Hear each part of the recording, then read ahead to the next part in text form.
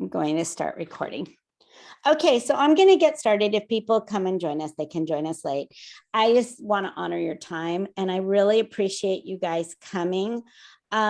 What the district wants is we've certified our GATE teachers, and they want GATE students to get differentiated instruction whenever possible. Not everything you do needs to be differentiated or anything, but using some of those GATE strategies as you teach. And so we're going to meet once each trimester, and I'm just going to kind of recap with you some of these things and give you tools to help you to actually implement it.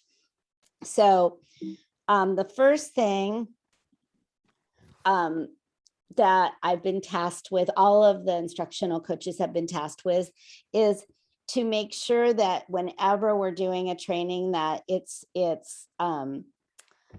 grounded in the 4 PLC questions to guide the work. And so those are, what do we want students to learn? How will we know if they've learned it? What will we do if they didn't learn it? And what will we do if they already know it? So with our GATE students, 3 of those, and I added stars there, 3 of those really apply to our GATE students. So we're going to be kind of using that as a guide. So you should have been setting GATE goals with you should have had your students, GATE students setting GATE goals. They are set in October. It's fine if they're not all done yet. Nobody's going to come and look, but they should be for sure ready for a report card time. And so GATE goals are generally set in October. Progress is monitored at the end of each trimester, and the form goes home in the report card envelope. So you're going to want to send home the GATE goal form and the progress monitoring form each trimester. It's totally fine for the first trimester if for progress monitoring you just say GATE goals have been set. So that's completely okay, all right? Because you're not going to, even if they start working on it, there's not going to be that much progress, and everybody understands that, okay? GATE planning and progress forms are placed in the CUME at the end of the school year. And we added the metacognition goal this year, so I'm going to talk to you about it. Academic growth goal and social emotional growth goal are the same. And we're not asking you to do anything with the passion project yet. So you don't have to worry about setting any goals for that at this time, okay? So this is just a graphic organizer that kind of shows our 3 goals and how they intersect. So the metacognition goal is really about GATE thinking, GATE strategies, and individual interests. And this goal was established with Carrie Torres before Phil came. She really wanted, they were getting too much from GATE parents that they would ask their kids, what did you do today that was like GATE or advanced thinking? And the kids would say nothing every single day. And we know that that's not true, that you guys have done things, but the kids weren't able to articulate it.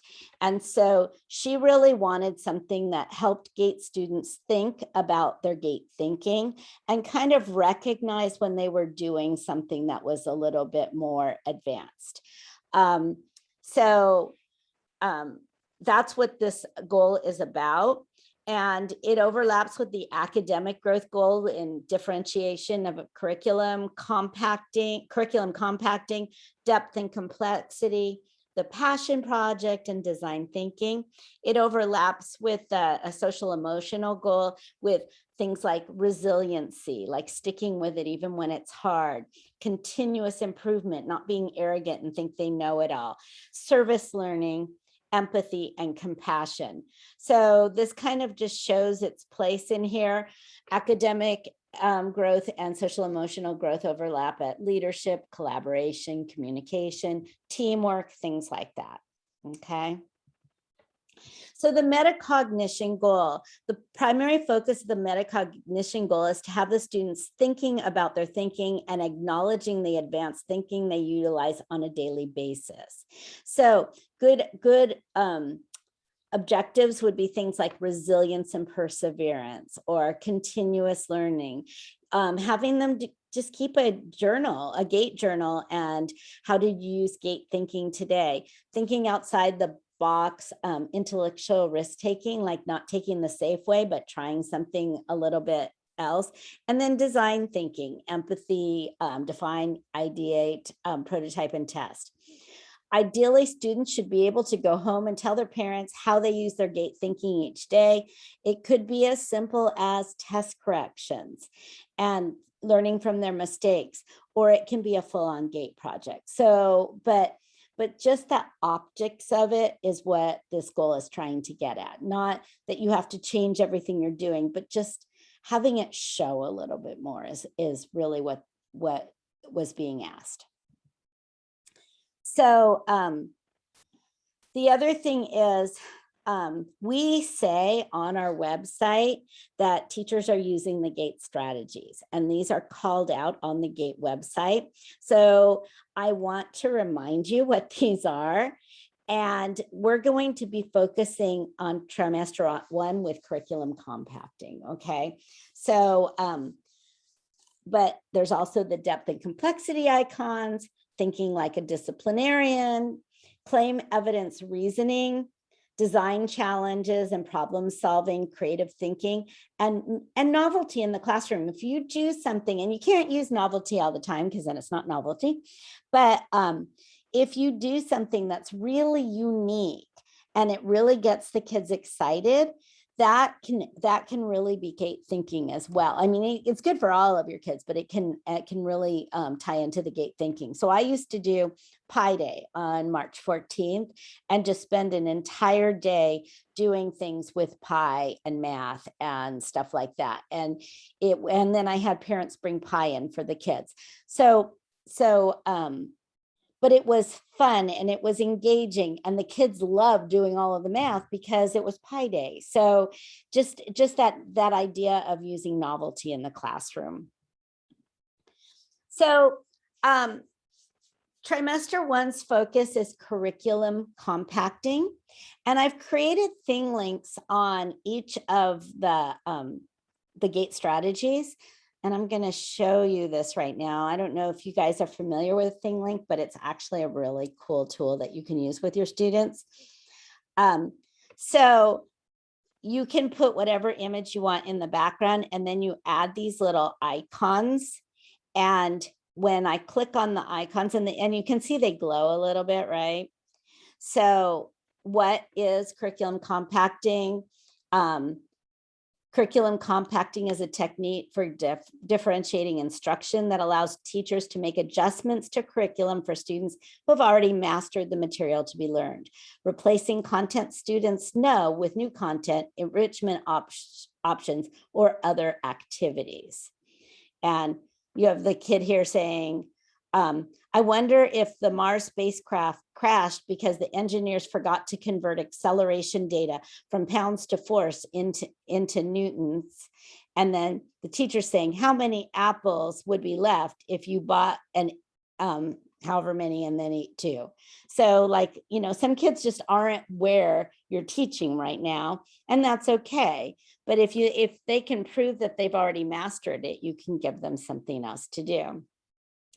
And then the steps, why use curriculum compacting? It helps gifted learners maximize their learning time by eliminating content they know or understand, and helps them leap forward into experiences that include desirable content goals for them in increasing complexity, challenge, problem solving, and real world applications of the course objectives.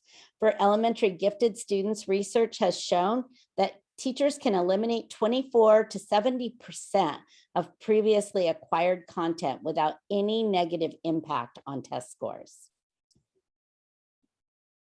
And then this is how it works. There's basically 3 steps to it. So the first step before compacting, you need to determine what it is that you're doing, what you want to know that they know. What are you going to allow them to skip? Okay, so you need to determine the expected goals of the unit or lesson that you're going to allow them to miss, and the standards, and then you're going, step 2 is you're going to assess them. So I see this working really well with math. So a lot of your gifted kids are already know a lot of the math. If they can pass the test before you start the unit, then you can give them something else to do and they don't have to do it. And I would even venture to say you can look at, if they missed anything, what parts do they have to join you for and what parts can be skipped. And so this is that's how it works. Define the goals, determine and document which students have already mastered it, and provide replacement strategies. Okay, and this is a link to a website that goes into it in more detail if you're interested. And then 3, the 8 steps of curriculum compacting. So select relevant learning objectives, find an appropriate way to pretest the learning objectives, identify which students should take the pretest, pre-test students to determine mastery levels, streamline practice or instructional time for students who show mastery of the objectives, and provide small group or individual instruction for students who have not yet mastered all of the objectives, but who are capable of doing so more quickly than their classmates. And then other academic alternatives of students whose curriculum have been compacted. And the one thing that I will caution you is, if you do this, don't give a student less than an A. Because if you're already saying that they've mastered it and you're giving them something else, find a way to give them an A in it, okay? And then this one right here, this is the compactor, and if you click on this, this is just a way of documenting what you're doing.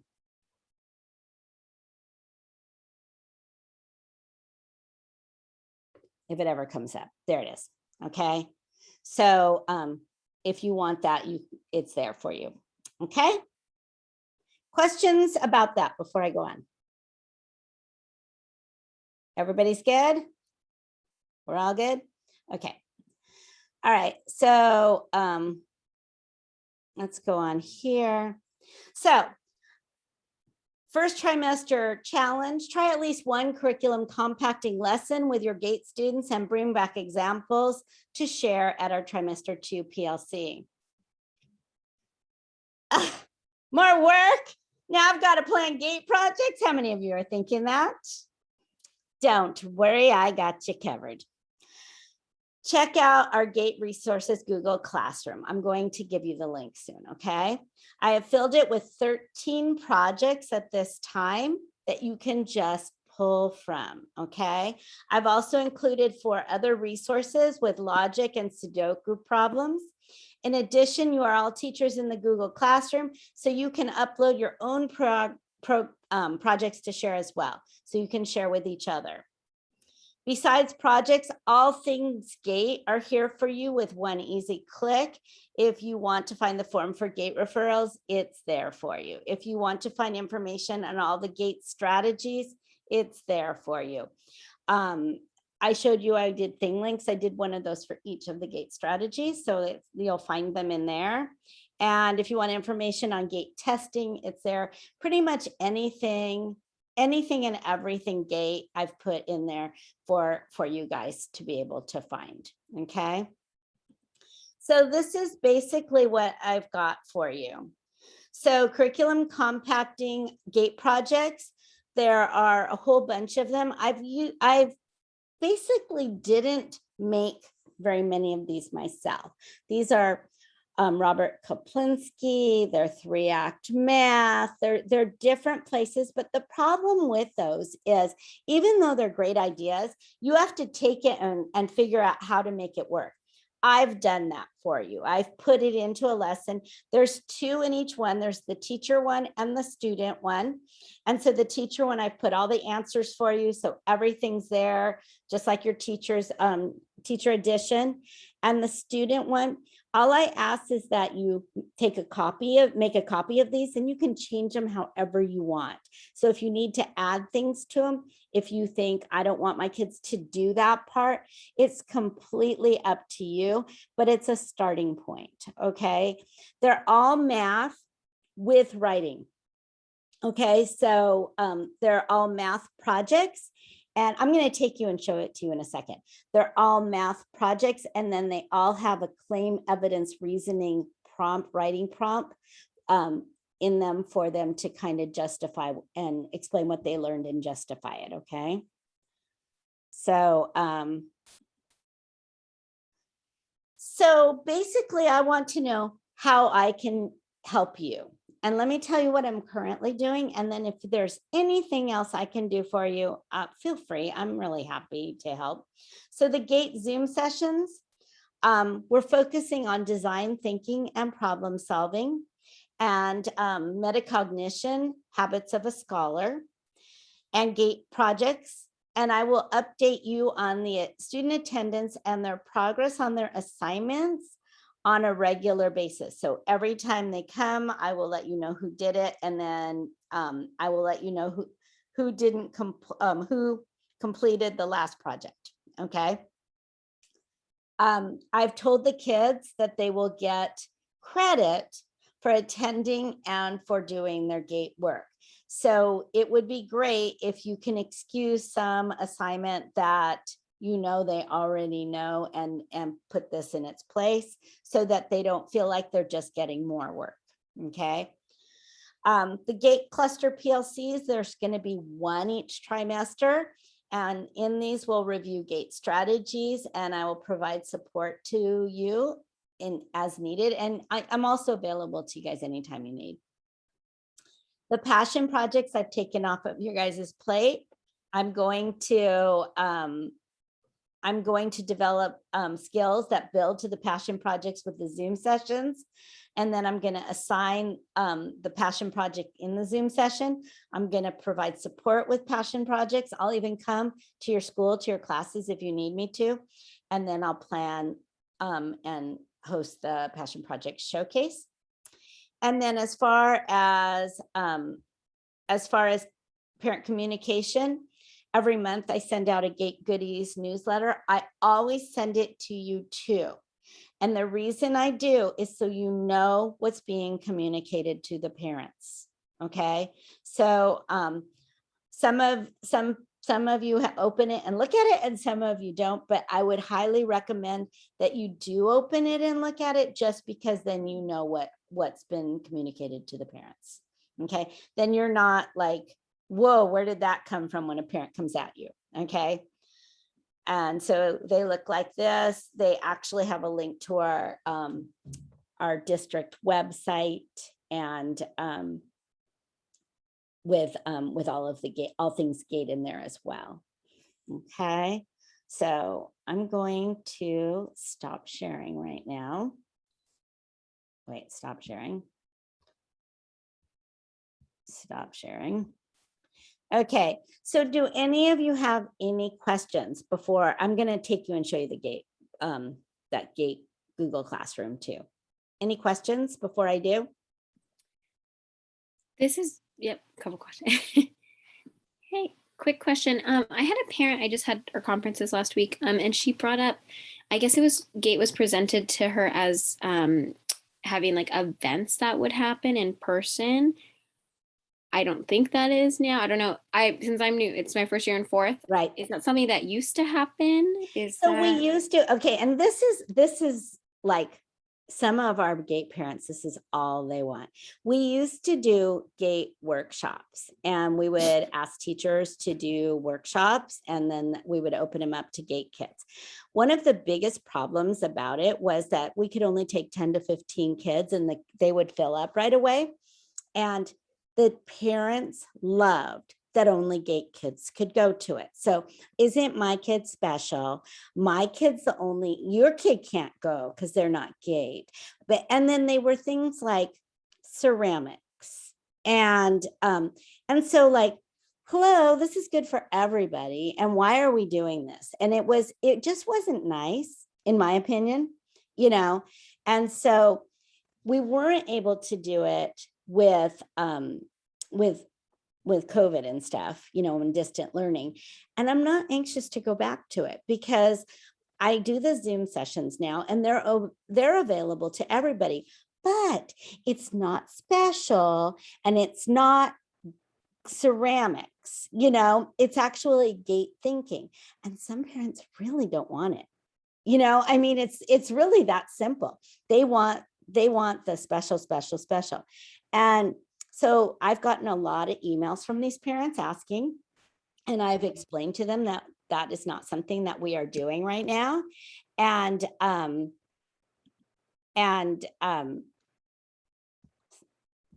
some of the kids are trying to come in, even though it's not their week, but they're trying to come in.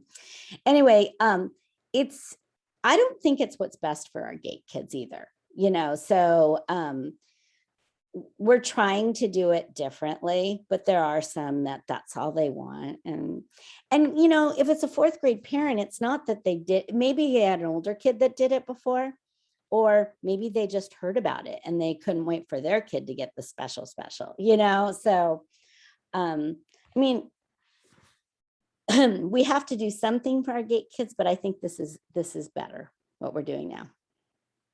So, but yeah, don't be surprised, especially out of Linda, you're going to get that, Okay. Thank you. Yeah.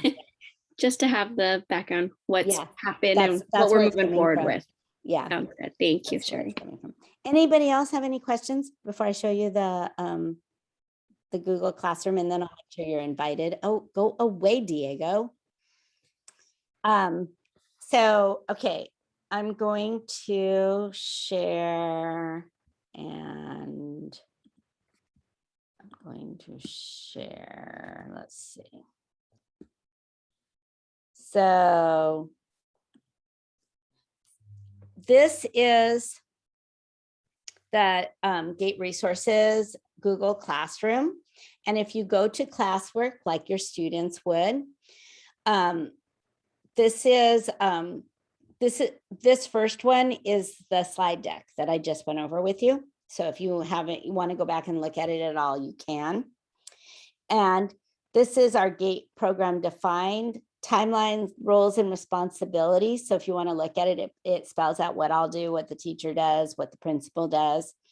This is a handbook with everything in it if you want to look at it that way. This is GATE goal setting information, GATE goal setting infographic, the forms, and the goal setting form and the progress monitoring, but those are really in Illuminate where you do your report cards. Okay, so you're not going to use these are just to look at if you want to just see what it says. These are GATE strategies, and all of these are those or most of these are the thing links that I showed you, but there's also like just the infographic kind of thing.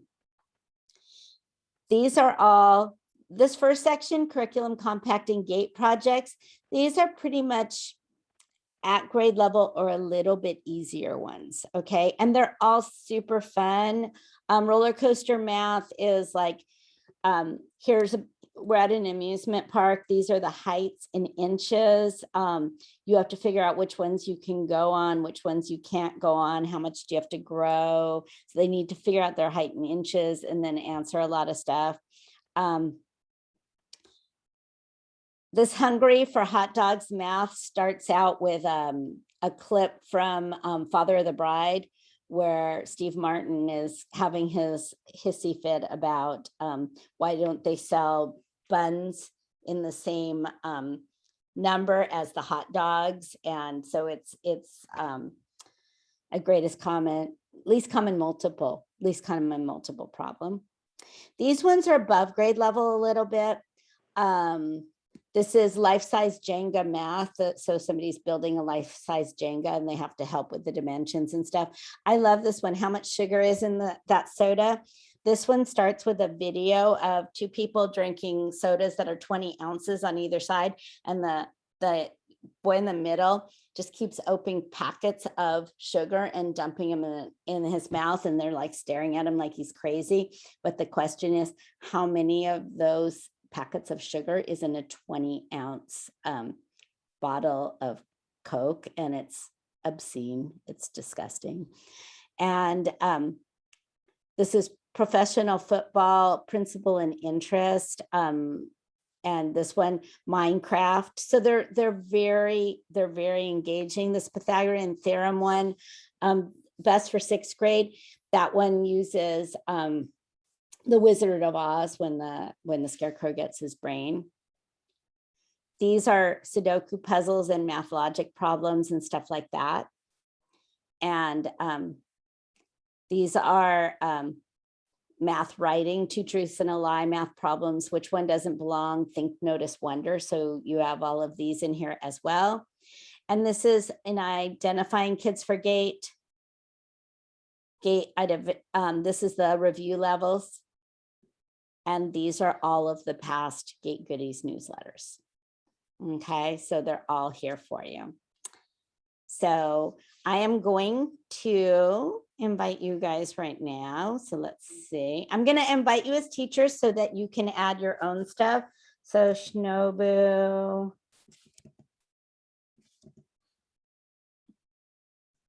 Christy,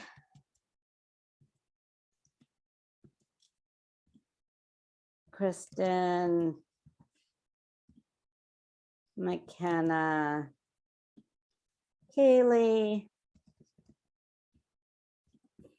Who else is here? Shirley.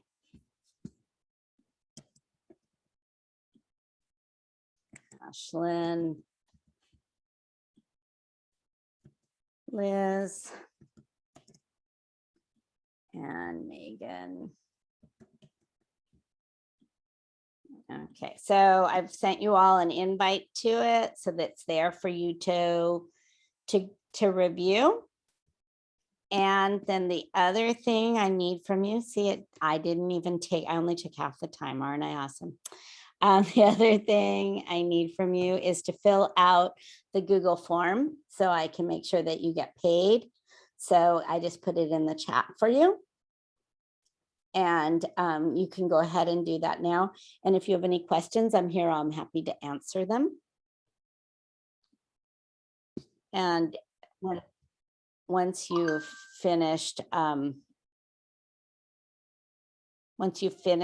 the form, you can go